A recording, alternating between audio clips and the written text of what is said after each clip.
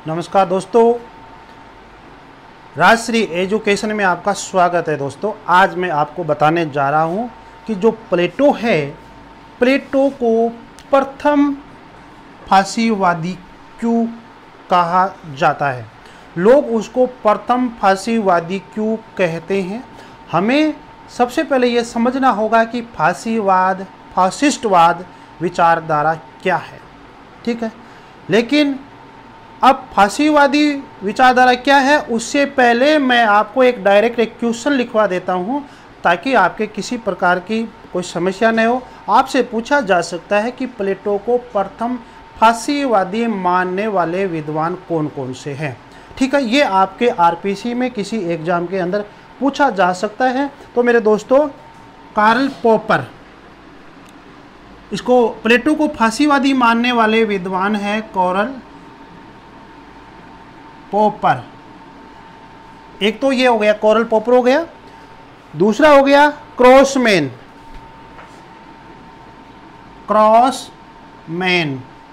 क्रॉसमैन हो गया। रसेल हो गया, क्रॉसमैन हो गया, रसेल हो गया, और अल्फ्रेड हार्नल।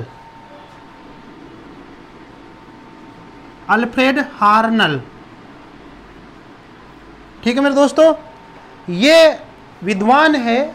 याद रखना, आपसे पूछा जा सकता है कि प्लेटो को प्रथम फासीवादी मानने वाले विद्वान कौन कौन से हैं। तो ये चार याद रखना मेरे दोस्तों, कार्ल पॉपर, क्रॉसमैन और रसेल और अल्फ्रेड हार्नल। अब ये क्वेश्चन ये है दोस्तों कि इन लोगों ने प्रथम फासीवादी क्यों माना, क्योंकि जिस प्रकार से फासीवादी विचारधारा है तो उसी प्रकार की विचारधारा प्लेटो की विचारधारा समान होगी, तभी तो कहीं ना कहीं इन विद्वानों ने उसको फासीवादी माना मेरे दोस्तों। ठीक है, स्क्रीनशॉट ले लीजिए। कार्ल पॉपर हो गया, क्रॉसमैन हो गया, रसेल हो गया, अल्फ्रेड हार्नल हो गया, ये विद्वान इसको फासीवादी मानते हैं। अब सबसे पहले प्लेटो को प्रथम फासीवादी क्यों कहते हैं ये तो हम समझ लेंगे मेरे दोस्तों, लेकिन सबसे पहले फासीवादी विचारधारा कहाँ से आई, ये क्या है। एक क्वेश्चन और है कि प्लेटो जो है इसको प्रथम फासीवादी कहते हैं, ये बिल्कुल सही बात है और मानने वाले विद्वान मैंने आपको बताया। लेकिन जो प्लेटो है तो इसका मतलब प्लेटो को प्रथम फासीवादी मान रहे हैं, तो आपको याद होना चाहिए कि मुसोलिनी, हिटलर, ये भी क्या था, फासीवादी लोग ही थे। मुसोलिनी, हिटलर ये भी क्या थे, फासीवादी थे। लेकिन मुसोलिनी को फासीवाद का क्या कहते हैं, जनक। क्या कहते हैं, जनक कहते हैं, क्योंकि फासीवादी जो विचारधारा है उसको स्पष्ट रूप से समझाने वाला, उसका विश्लेषण करने वाला, उसमें और विचारों को जोड़ने वाला कौन था, मुसोलिनी था, जो कि कहाँ का था, इटली का। कहाँ का था, इटली में। हम ये कह सकते हैं कि मुसोलिनी ने इटली में राज किया था। अब जिस प्रकार की विचारधारा प्लेटो की थी उसी प्रकार की विचारधारा किसकी थी, मुसोलिनी की थी। तो हम प्लेटो को क्या कह सकते हैं, मुसोलिनी का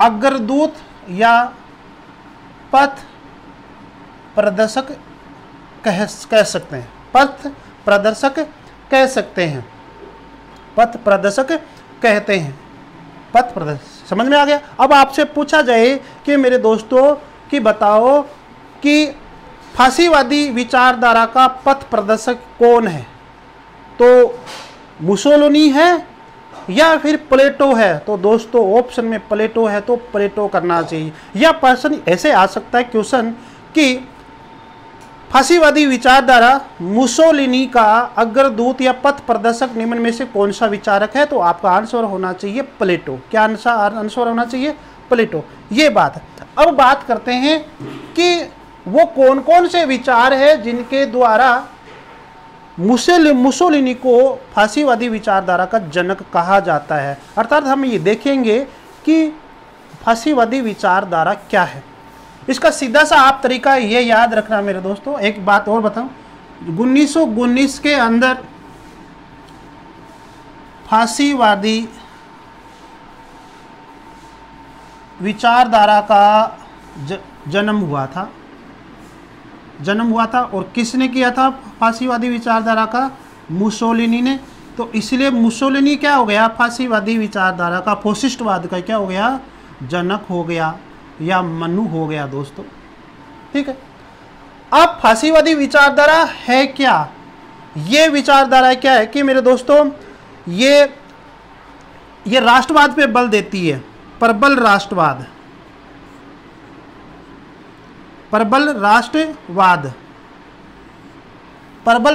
के ऊपर बल देती है। और समझ में आ गया कि प्रबल राष्ट्रवाद के ऊपर बल देती है कि राष्ट्रवाद होना चाहिए, अर्थात राष्ट्र का हित, जिसे हम राज्य का हित भी कह सकते हैं, राज्य का हित, क्योंकि राष्ट्र और राज्य एक ही होता है। जहां मैं राज्य बोलूं तो उसका मतलब ऐसे नहीं कि राजस्थान है, पंजाब है। राज्य का मतलब अपने आप में राष्ट्रीय ही होता है दोस्तों। तो जहां पर जिस विचारधारा के अंदर राष्ट्र को सर्वोच्च माना जाता है, सर्वोच्च अर्थात देश का हित, ठीक है, जिस विचारधारा के अंदर व्यक्ति के हित की जगह पर राष्ट्र के हित को ज़्यादा महत्व दिया जाता है, उस विचारधारा को क्या कहते हैं? फांसीवादी विचारधारा कहा जाता है।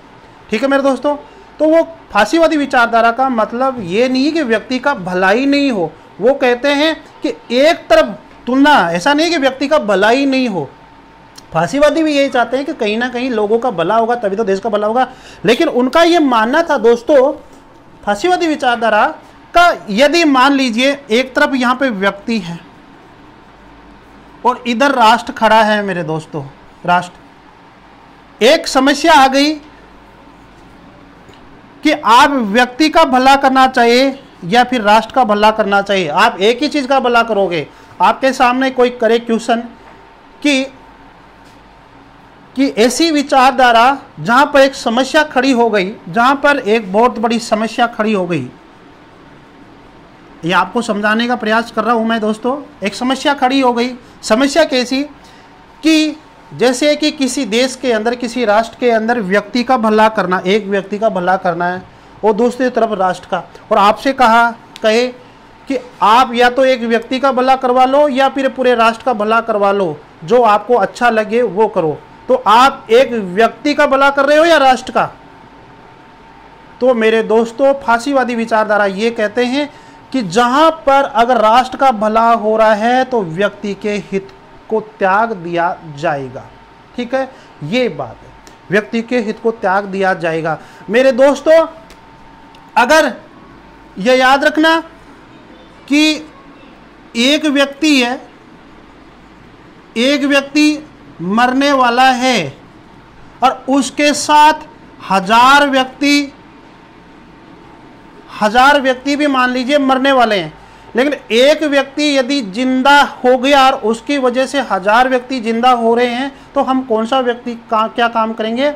उस व्यक्ति को जिंदा करने की कोशिश करते हैं। अर्थात मतलब ये समझिए आप कि एक व्यक्ति की तुलना में हम हजारों लोगों का नुकसान नहीं कर सकते हैं। अर्थात हजारों लोगों का नुकसान का मतलब कि राष्ट्र, समझ में आ गया? तो यहाँ पर राष्ट्र के ऊपर ज़्यादा बल दिया जाता है, जिसको अपन क्या कहते हैं, क्या कह सकते हैं कि सर्वाधिकारवाद, या समझ में आ गया कि सर्वाधिकारवाद। ठीक है, अब ये सर्वाधिकारवाद क्या होगा? राज्य होगा और राज्य के अधीन ही क्या होगी? पूरी प्रजा होगी दोस्तों। और ध्यान दो, मुसोलिनी ने एक कहा था कि, हालांकि प्लेटो ने भी ये कहा था कि राज्य के अंदर ही है सब कुछ, राज्य से के बाहर कुछ नहीं है, लेकिन उसको स्पष्ट रूप से समझाने वाला जो व्यक्ति था वो था मुसोलिनी। वो कौन था मेरे दोस्तों? मुसोलिनी। मुसोलिनी का एक कथन बड़ा प्रसिद्ध है, वो कथन आप याद रखना मेरे दोस्तों कि मुसोलिनी कहना चाह रहा है सब कुछ सब कुछ राज्य के अंदर ही है, राज्य के बाहर कुछ भी नहीं है, नहीं है। यानी कि राज्य के अंदर रहकर ही आप सब कुछ ख्याति प्राप्त कर सकते हैं, लेकिन जहाँ पे एक व्यक्ति की ख्याति और जहाँ पर पूरे समाज की ख्याति की बात हो तो एक व्यक्ति की ख्याति को त्याग दिया जाएगा और समाज की ख्याति को प्राप्त करने की कोशिश करता है राज्य। लेकिन जहाँ पर राज्य की बात हो, देश की बात हो, तो वहाँ पर व्यक्तियों के हितों को त्याग दिया जाता है और राष्ट्र के हित के बारे में वहाँ पे सोचा जाता है मेरे दोस्तों।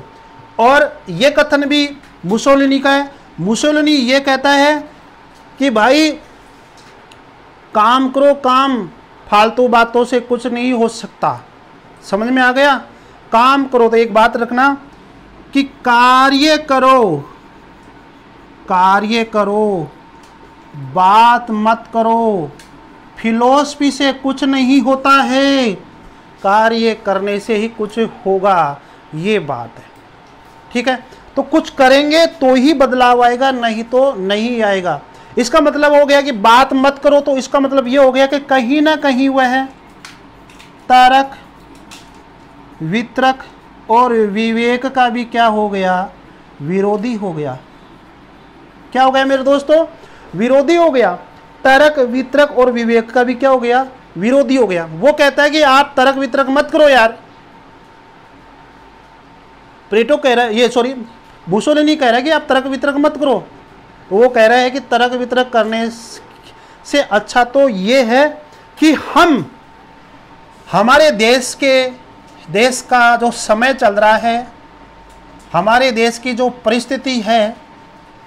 परिस्थितियां है, तो हमें हमारे देश की समय और परिस्थिति के अकॉर्डिंग हमें काम करना है, बातें नहीं करना है। तर्क वितर्क करने का टाइम नहीं है, यहाँ देश की सेवा करने का काम है मेरे दोस्तों।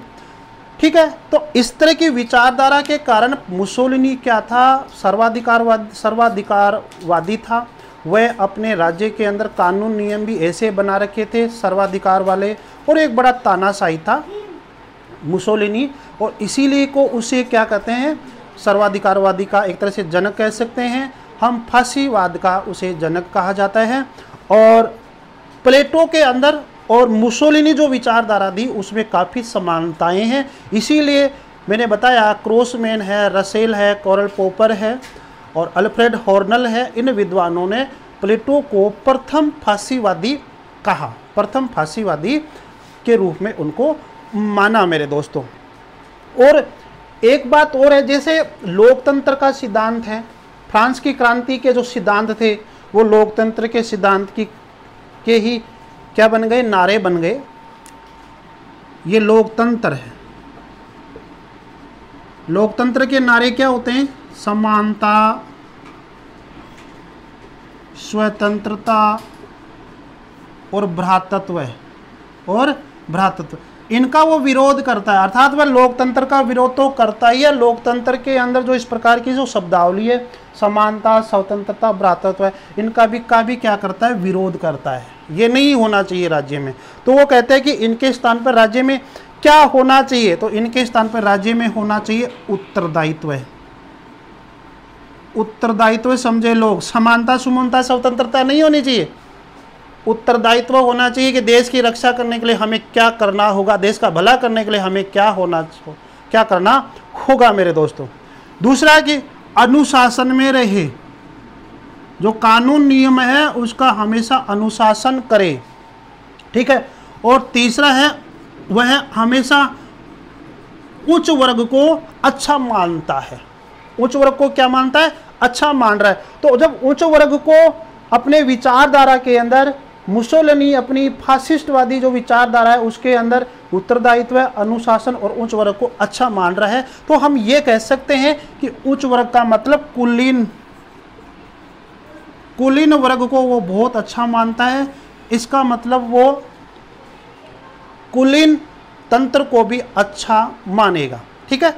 अब हम ये बात करते हैं कि दोस्तों कि वह लोकतंत्र का विरोधी है, और लोकतंत्र में जब समानता स्वतंत्रता होगी तो उदारवाद जैसी भी भावना आएगी, उदारवाद। तो हम ये कह सकते हैं कि फासीवादी विचारधारा के अंदर वह लोकतंत्र का भी क्या है, विरोधी है, उदारवाद का भी क्या है, विरोधी है, तर्क वितर्क विवेक का भी क्या है, विरोधी है। ये विरोधी क्यों है कि राज्य वो कहता है कि राज्य सर्वाधिकारवादी है, व्यक्ति के हित को त्याग दिया जा सकता है यदि देश का भला हो रहा है। तो वो कहीं ना कहीं राष्ट्र को ही सर्वोच्च मानता है कि संपूर्ण रूप से, पूरे रूप से राष्ट्र का हित होना चाहिए। यही उसका क्या है, सर्वाधिकारवादी है मेरे दोस्तों। अब बात करते हैं कि प्लेटो और जो फासीवादी विचारधारा है जो मुसोलिनी ने दी, उसकी विचारधारा में क्या क्या अंतर है। ठीक है मेरे दोस्तों, वो बात करते हैं कि वे कौन से कारण हैं जिनके कारण प्लेटो को प्रथम फासीवादी के रूप में जानते हैं। दोस्तों आगे बात करते हैं कि फासीवादी विचारधारा और प्लेटो की विचारधारा में कुछ समानताएं हैं, और उन समानताओं के कारण प्लेटो को फासीवादी के रूप में जानते हैं। ठीक है मेरे दोस्तों, देखो, सर्वाधिकारवादी राज्य में विश्वास। प्लेटो व मुसोलिनी अर्थात मुसोलिनी विचारधारा का मतलब फासीवादी विचारधारा। तो ध्यान दो, प्लेटो की विचारधारा और मुसोलिनी की विचारधारा, अर्थात प्लेटो की विचारधारा और फासीवादी विचारधारा दोनों ही किस पे बल देती है, किस में विश्वास करती है, सर्वाधिकारवादी राज्य में। अर्थात हम ये भी कह सकते हैं कि अधिनायकवादी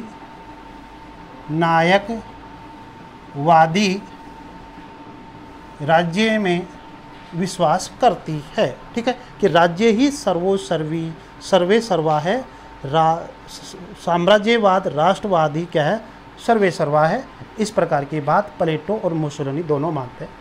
निरंकुश शासन की बात करते हैं, प्लेटो और मुसोलिनी दोनों ही निरंकुश शासन की बात करते हैं। आप प्लेटो की विचारधारा पढ़ेंगे तो वहाँ पर भी निरंकुश आएगा मेरे दोस्तों, कि सब कुछ जो राजा कहेगा, राजा जैसा कहेगा वैसा ही होगा। इसका मतलब तो ये है कि राज्य कुछ भी कानून नियम चलाकर जो है कुछ भी करवा सकता है अपने हित के लिए। तो इसकी विचारधारा में जो राजा के ऊपर बल दिया है कि राजा जो कुछ करेगा वह राज्य में होगा। तो प्लेटो की विचारधारा में भी एक निरंकुश राजा जैसा हमें पता लगता है। और मुसोलिनी तो खुद था ही राजा, वो शासक था, वो तो निरंकुश था पहले से ही, उसका तो शासन ही निरंकुश चल रहा था। उसको तो फासीवादी विचारधारा का जनक ही कहते हैं मुसोलिनी को। तो दोनों में कहीं ना कहीं क्या है, समानता है। इसके लिए भी प्लेटो को फासीवादी के रूप में जानते हैं। लोकतंत्र उदारवाद का विरोधी है। प्लेटो ने लोकतंत्र का विरोध किया।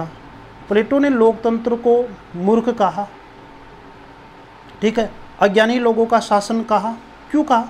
क्योंकि आपको पता होना चाहिए कि प्लेटो के गुरु सुकरात ने वहाँ की जो एथेंस सरकार थी, जनतंत्रीय सरकार थी, जो प्रजातंत्रीय सरकार थी, उसकी आलोचना कर दी थी। और आलोचना करने के कारण वहाँ की जो प्रजातंत्रीय सरकार ने उसको प्राणदंड दे दिया था 399 BC के अंदर दोस्तों। ठीक है, तो 399 BC के अंदर सुकरात की मृत्यु हो जाती है। और इसीलिए वह लोकतंत्र को, अर्थात लोकतंत्र में क्या होता है, उदारवाद होता है। तो लोकतंत्र उदारवाद का क्या है, विरोधी है। तो मुसोलिनी की तो फासीवादी विचारधारा ही यही है कि वह लोकतंत्र का विरोधी है, समानता का विरोधी है, स्वतंत्रता का विरोधी है। ठीक है, तो ये कुछ समानताएं मिल रही है। उग्र राष्ट्रवाद का समर्थन, उग्र राष्ट्रवाद का समर्थन कर रहे हैं कि राष्ट्रवाद ही क्या है, सबसे महत्वपूर्ण है। ठीक है, या उग्र राष्ट्रवाद का मतलब ये है कि उग्र राष्ट्रवाद का समर्थन, कि ऐसी भावना ही होनी चाहिए दिल दिमाग में कि जिससे कि राज्य का भला हो सके। तो दोनों विचारधारा यही है। दार्शनिक राजा क्यों बना रहा है प्लेटो, ताकि राज्य का भला हो सके। इन्होंने, मुसोलिनी भी यही चाहता था कि एक राष्ट्र का ही भला हो, चाहे एक व्यक्ति का हित को त्याग दिया जाए लेकिन राष्ट्र का भला हो। राज्य की सर्वोच्चता पे बल दिया, वो ही हो गया, राज्य की सर्वोच्चता पे बल दे रहे हैं दोनों ही, इसी पॉइंट में ये आ गया। अंतर्राष्ट्रीयवाद का विरोध है। प्लेटो और मुसोलिनी कभी नहीं चाहते थे कि किसी दूसरे देश से क्या हो, दूसरे देश से, दूसरे राज्यों से, राज्यों का मतलब देश, दूसरे राज्यों से कभी भी कोई संधि हो, समझ में आ गया, कोई संधि हो या समझौता हो, ऐसा नहीं होना चाहिए मेरे दोस्तों। ऐसा होने से तो लोगों को कमजोरियां पता लगता है, कमजोरियों का पता लगता है कि ये हमसे संधि क्यों कर रहा है, कमजोरी का पता लगता है, और कमजोरी का पता लगते ही क्या है, आक्रमण हो सकता है दोस्तों। हमारे देश के अंदर भी काफ़ी समझौता होता है, समझौता हुआ, शिमला समझौता हुआ, ताशकंद समझौता हुआ, आखिर परिणाम क्या निकला वो आप सबको पता है दोस्तों। तो वो कहते हैं कि अंतर्राष्ट्रीयवाद का विरोध करता है, दूसरे देशों के साथ संधि समझौता नहीं होना चाहिए। प्लेटो केवल एथेंस राज्य की बात करता है और मुसोलिनी केवल इटली की बात करता है, ठीक है। दोनों अपने अपने राज्यों को बढ़ाने की बात करता है, राज्यों की रक्षा करने की बात करते हैं। कर्तव्यों की भावना, प्लेटो ने कहा था कि आत्मा के 3 गुण होते हैं और 3 गुणों के आधार पर दार्शनिक वर्ग बनाया, जिसमें विवेक है वह दार्शनिक वर्ग है, जिसमें साहस है वह सैनिक वर्ग में है, जिसमें तृष्णा है वो है उत्पादक वर्ग में। ये तीनों वर्ग अपना अपना कार्य करेंगे, अपना अपना कर्तव्य करेंगे, ठीक है। तो मुसोलिनी भी यही कहता है कि भाई अपना अपना कर्म करो, कार्य करो, बात मत करो, काम करो, काम करने से ही अच्छा होगा, इटली जैसे राज्य का भला हो सकता है। तो दोनों ही कर्तव्य पे बात करते हैं, अधिकारों पे बात नहीं करते हैं दोस्तों। शिक्षा पर नियंत्रण, अब प्लेटो ने जो शिक्षा दी वो पूर्ण रूप से राज्य के द्वारा नियंत्रित थी, अर्थात राज्य के लिए वो प्लेटो कहता है कि शिक्षा क्यों दी, उस शिक्षा के माध्यम से वो दार्शनिक वर्ग निकाल रहा है। आपको पता है कि दार्शनिक वर्ग और सैनिक वर्ग, ठीक है। दार्शनिक वर्ग के लिए तो उसने औपचारिक शिक्षा की बात की थी, भाई जन्म से लेकर, अपने कहते हैं कि जन्म से लेकर 35 साल तक औपचारिक शिक्षा की बात की, स्कूली शिक्षा की बात की। बाद में वह यानी कि 35 से लेकर 50 वर्ष तक की जो 15 वर्ष की जो शिक्षा है उसमें दार्शनिक वर्ग बनाने की बात की थी, ठीक है। और वो भी कैसे, एक तरह से राज्य के नियंत्रण में होगी। तो राज्य के नियंत्रण में नियंत्रण में जो शिक्षा दी जा रही थी वो दार्शनिक वर्ग बनाने की शिक्षा दी जा रही थी। और सैनिक शिक्षा जो कि एक औपचारिक शिक्षा थी, वो सैनिक शिक्षा दी जाती थी 19 व 20 वर्ष की आयु में, अर्थात एक सैनिक वर्ग तैयार करने के लिए, ठीक है मेरे दोस्तों।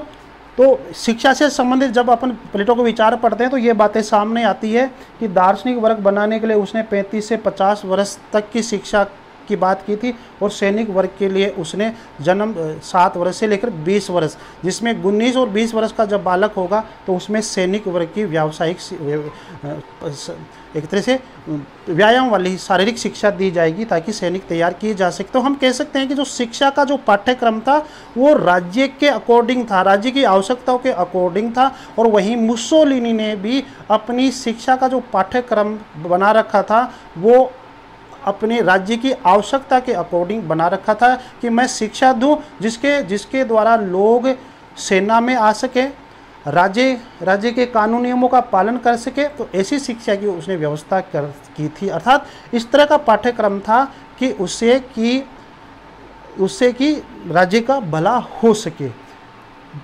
जैसे प्लेटो ने एथेंस के बारे में और मुसोलिनी ने इटली देश की पाठ्यक्रम के बारे में विचार दिए थे। अभिजन वर्ग का शासन, जैसे प्लेटो ने दार्शनिक वर्ग के बारे में कहा था कि दार्शनिक वर्ग ही क्या करेगा, शासन करेगा, ठीक है।